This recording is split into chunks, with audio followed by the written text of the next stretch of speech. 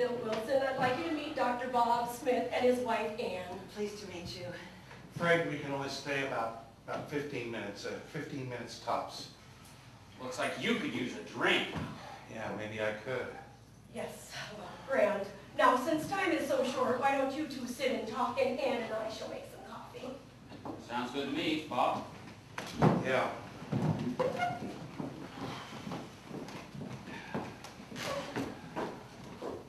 So, thanks for coming.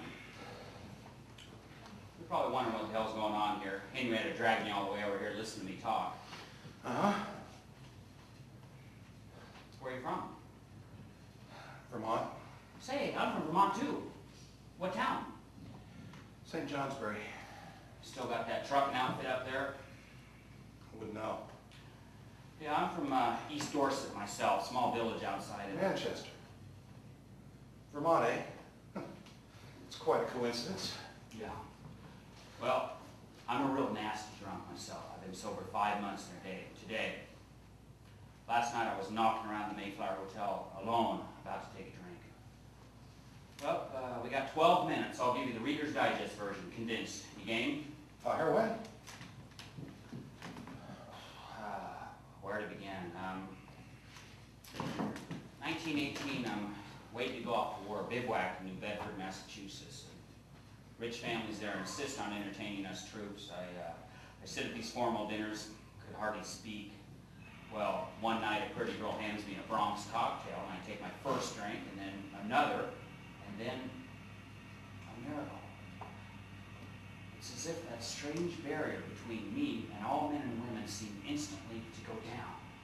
I feel I belong to life, hell, the universe. Well, that night I got plastered. I passed out, in fact. Doc, the story that followed took me from the peak of the financial game right down to the gutter. I flunked out of law school, flew an airplane drunk from Albany to Manchester, hiding booze, stealing from my wife, lies, jails, hospitals. How old are you anyway? 39. I'm 55. I got 16 years on you. Keep firing. Well, I ended up in the hospital. My doctor tells me he believes alcoholic allergy is a disease, so A disease. Yeah. A medical disease. With signs and symptoms. A course of progression. What? Implying what? A treatment? That makes sense, doesn't it? I mean, medically speaking. Yeah, yes it does. I wonder why I hadn't thought of that. Well, most doctors can't. So I figured this is it. Self-knowledge, right? Didn't work. Next piece of the puzzle is, well, call it spiritual. Oh. One afternoon, an old buddy, a hard drinker named Ebby, came by, sober. He had a message for me from Dr. Carl Young. Ebby joined the Oxford group. Oxford group? My wife and I have been going to those meetings for years. Ah, well, Ebby tells me my problem is not willpower. Says I could have all the willpower in the world and it wouldn't be enough. Says I got to make a surrender to God or whatever I could. I know. I was pretty cynical myself, but I tried it. I was going to meetings, but still getting loaded.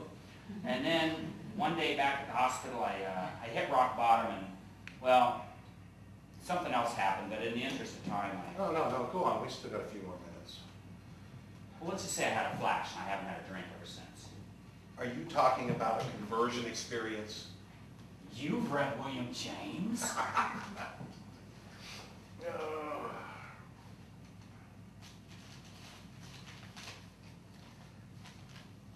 The sway of alcohol over mankind is unquestionably due to its power to stimulate the mythical faculties of human nature, usually crushed to earth by the cold facts and the dry criticisms of the sober hour.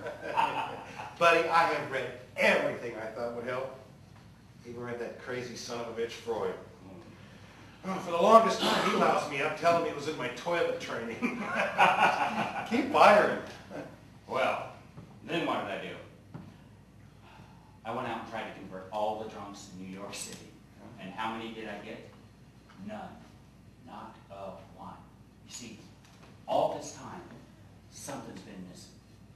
Yesterday, in that hotel lobby, I knew doctors, preachers, my wife, friends. None of them could help me. Why not? Because they're not drunks. They don't know what it's like. Wake up, head bloody, golf bag in your arms, woman standing over you, Maybe it's your wife, maybe it's not. All the veins in your temple pounding against bone. They don't know what it's like. Every cell in your body dying, thirsting for the one thing in the world you know will destroy you. I sure do. Well, now, Bob, I don't want to get too far out here. We're both men of the world, rational men, who've lived through a great war, sensible men. But maybe there's a reason we're sitting here together today. In that hotel lobby, I knew in my guts the way a man knows he's going to die, that to stay out of that bar, I needed help. And that's when I realized what I needed was another drunk to talk to just as much as he needed me. Friend, I need your help. Yeah, how can I help? I think you just have. We're out of time. Thanks. Oh, hey, wait. What's your rush? We still got a few more minutes. Go on. All right. I'm listening. Oh, yeah. No, like what you said, without any horsemen that were thrown in. Listening to you is like listening to myself. I've done all that. All of it. I flunked out of med school twice. My father, the judge, coming out to Chicago with the town doctor, dragged me back all the way to Vermont. I chose medicine because of that wonderful old doc. Last person on earth I'd want to disappoint. I was 32 when I got my degree. It took me 17 years to marry Annie. Bill, I'm slowing down. You've lived 3 lives. I barely lived one. You've heard that old expression, when hell freezes over? Yeah, sure have. I'm barely moving. I take booze and sedatives every day. I wake up with the jitters so bad, I take sedatives to calm my hands for surgery. Then in the afternoon, I start drinking again. I get drunk so that I can go to sleep. I am terrified of not being able to sleep. Sometimes in the operating room, I'm high as a kite. It's a wonder I haven't killed anybody yet. Prohibition sure was murder, wasn't it? Yeah. Worst thing they can do to a drunk is pass a law trying to stop him. He gets real serious then. Oh, yeah. You know, Bill, I have tried to believe, but I can't. I've sworn off God. That lid is on tight. Maybe we should just leave God out of this for now. I want to hear about you and booze.